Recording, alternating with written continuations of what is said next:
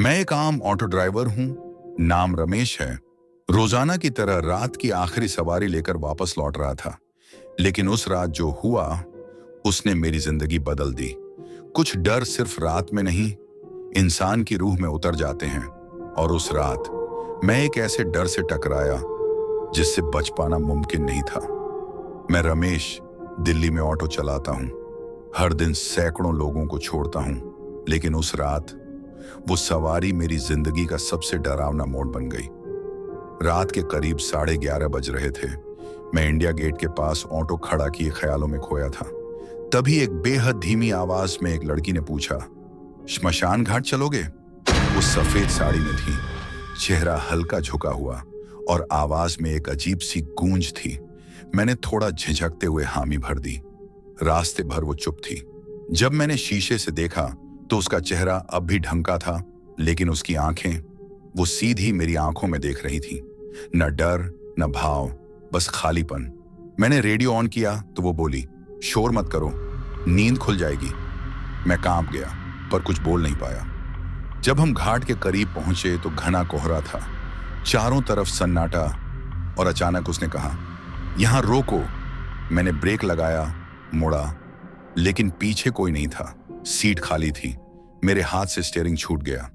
बाहर देखा तो कोई चलती परछाई पेड़ों के पीछे गायब हो रही थी। तभी ऑटो अपने आप स्टार्ट हो गया और पीछे से किसी ने जोर से कहा, शुरुआत हो चुकी है रमेश। मैंने किसी तरह खुद को संभाला और भाग निकला।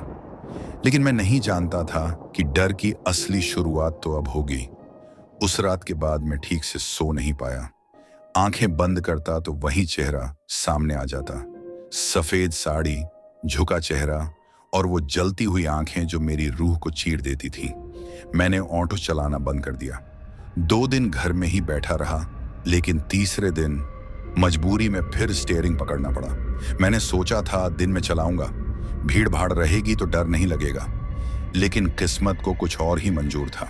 दोपहर के करीब जब मैं मंडी हाउस से लौट रहा था, एक बुजुर्ग आदमी ने हाथ दिया, सफेद दाढ़ी, लाठी पकड़े हुए। बोले, लोधी रोड श्मशान चलोगे? मेरे रोंगटे खड़े हो गए। वही जगह, वही मंजिल। मैंने हिम्मत करके पूछा, कोई और जगह चलें बाबा? उन्होंने मुस्कुराकर कहा, डर लग रहा है क्या बेटे? अभी तो असली खेल शुरू हुआ है। मैंने गाड़ी आगे बढ़ा दी। रास्ते में वो बस चुपचाप बैठे रहे। लेकिन जब मैंने शीशे में देखा तो देखा कि उनकी परछाई सीट पर नहीं पड़ रही थी। मैंने तुरंत ब्रेक मारा। जब मुड़ा तो ऑटो खाली था। मैंने गाड़ी से उतरकर इधर उधर देखा, कोई नहीं। तभी मेरी जेब में रखा ताबीज जलने लगा। दर्द के मारे मेरी आंखों से पानी निकल आया। तभी पास की गली से वो ही लड़की प्रकट हुई। इस बार उसका चेहरा साफ दिखा, लेकिन वहां चेहरा नहीं था, बस काली राख से भरा गड्ढा।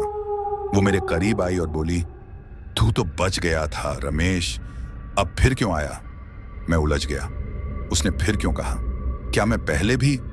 मैं भागा, लेकिन मेरी टांगें मानो जड़ हो चुकी थीं। तभी एक कुत्ता मेरे पास आया और गुर्राने लगा। उसी समय कुछ लोग उस गली से निकले और मेरी जान बच गई। वो सब कुछ देख नहीं सके, लेकिन मेरी हालत समझ गए। एक बुजुर्ग बोला, तू भी उसका शिकार बन गया बेटा, अब तुझे छोड़ेंगे नहीं। अब मैं जान चुका था कि ये कोई साधारण भटकती आत्मा नहीं थी। ये कोई रूहानी साया था जो किसी वजह से मुझसे जुड़ गया था। पर क्यों? मैंने तय कर लिया था कि अब इस डर से भागने से कुछ नहीं होगा। मुझे पता लगाना था कि वो औरत कौन थी और उसने फिर क्यों कहा था। मैं सीधे पुरानी दिल्ली के उस मोहल्ले में गया जहां मैं कई साल पहले किराए पर रहा करता था। वहीं पर एक वकील साहब रहते थे जो मेरी कुछ पुरानी बातों को याद रख सकते थे। उन्होंने मुझे देखते ही कहा, रमेश, तू अब भी इस शहर में है? तुझे तो मर जाना चाहिए था उस रात। मैं सन्न रह गया। कौन सी रात? मैंने पूछा। वकील साहब की आंखें एकदम गहरी हो गईं। उन्होंने कहा, तेरी वजह से एक मासूम लड़की की जान गई थी 7 साल पहले, जब तू उसे रात को अकेले छोड़ आया था उस भयानक रास्ते पर। अब यादें धुंधली होने लगी थी, लेकिन एक झलक, एक चेहरा और फिर वो चीख, सब लौट आया। मैं याद कर सका कि 7 साल पहले एक लड़की ने मुझे ऑटो में बैठकर उस रात एक सुनसान रास्ते पर छोड़ा था। वो बहुत डरी हुई थी, पर मैंने उसे वहां उतार दिया क्योंकि मुझे घर जल्दी पहुंचना था। अगली सुबह उसकी लाश मिली थी, जली हुई हालत में, वही सफेद साड़ी पहने हुए। मैंने अपने सिर पर हाथ मारा। मैंने उसे मार तो नहीं दिया था, फिर वो आत्मा क्यों मुझे ढूंढ रही है? वकील साहब बोले, बेटा, पाप सिर्फ मारने से नहीं होता, कभी कभी वक्त पर मदद न करना भी किसी की मौत बन जाता है, और ऐसी मौतें आत्माओं को भटकने पर मजबूर कर देती हैं। अब सब साफ हो चुका था। वो आत्मा वही लड़की थी, अनिता, और अब वो मुझे माफ नहीं करना चाहती थी। मुझे एक जरिया चाहिए था उसे मुक्ति देने का। लेकिन कैसे? मैं एक मुस्लिम पीर के पास गया जो रूहानी ताकतों के लिए मशहूर था। उन्होंने मेरी बात सुनकर कहा, जिस आत्मा ने तुझसे सवाल पूछा है वो सिर्फ जवाब नहीं चाहती, वो इंसाफ चाहती है। तू उसके सामने जाकर कबूल कर कि तू गुनहगार है। मैं कांप गया। मतलब मुझे उस जगह दोबारा जाना होगा, उसी श्मशान के पास जहां से ये सब शुरू हुआ? हाँ, और अगर तूने सच दिल से नहीं कहा तो वो आत्मा तुझे ऐसे बांध लेगी कि तेरी रूह भी सड़ जाएगी। रात का वक्त था और मैं उस श्मशान घाट के बाहर खड़ा था, वही जगह जहां 7 साल पहले अनिता की जली हुई लाश मिली थी। आज आसमान साफ था, लेकिन अंदर का डर ऐसा था जैसे काली घटाएं मेरी रूह पर छाई हों। हर पेड़ की छाया, हर हवा का झोंका मुझे अनिता की चीख की याद दिला रहा था। पीर बाबा की दी हुई माला मेरे हाथ में थी और उनका आखिरी वाक्य मेरे कानों में गूंज रहा था, दिल से सच बोलना, वरना वो रुक जाएगी पर तू नहीं बचेगा।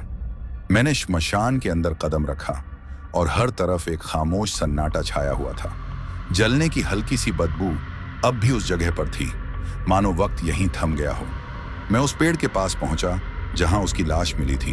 घुटनों के बल बैठकर मैंने कहा, अनिता, मुझे माफ कर दो। उस रात मैं डर गया था। मैं जानता हूं अगर मैं रुक जाता तो शायद तुम बच जाती। अचानक हवा का बहाव तेज हो गया, पेड़ जोर से हिलने लगे और फिर एक जलता हुआ चेहरा सामने आया। वही चेहरा जो कई बार मेरे सपनों में आता रहा था। उसकी आंखें अब पहले से ज्यादा लाल थीं, लेकिन उनमें आज गुस्से के साथ एक सवाल भी था। अब आया है सच्चाई बताने? उसकी आवाज गूंजती हुई पूरे श्मशान में फैल गई। 7 साल मैंने हर रात तुझे पुकारा, तुझे दिखाया, तुझे डराया, और तू आज आया है बस एक माफी लेकर। मैं रो पड़ा। हाँ, लेकिन अब मैं भागने नहीं आया। मुझे सजा दो, पर मुझे चैन से मरने दो। हर रात जलते चेहरों के बीच आंखें खोलना अब मुझसे नहीं होता। वो धीरे धीरे मेरी ओर बढ़ी। उसकी रूहानी काया अब जलती हुई नहीं, बल्कि स्याह धुएं जैसी थी। उसने मेरी माला को हाथ लगाया और उसी पल वो माला राख में बदल गई। मेरे चारों ओर घना अंधेरा छा गया। अचानक मैं जमीन पर गिर पड़ा। ऐसा लगा जैसे मेरी सांस रुक रही हो। लेकिन तभी एक हल्की सी रोशनी सामने दिखी। वो रोशनी शायद अनिता की आत्मा से निकल रही थी। वो पीछे हटी और बोली, तूने सच कहा, पहली बार और शायद आखिरी बार।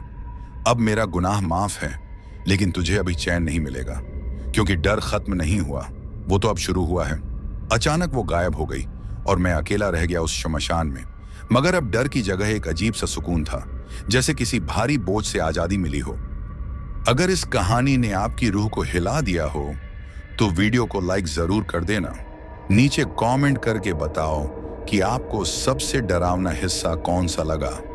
और हाँ, सब्सक्राइब करना मत भूलना, क्योंकि अगली बार हम फिर लौटेंगे एक और ऐसी ही भयानक कहानी लेकर। तब तक अकेले मत सुनना।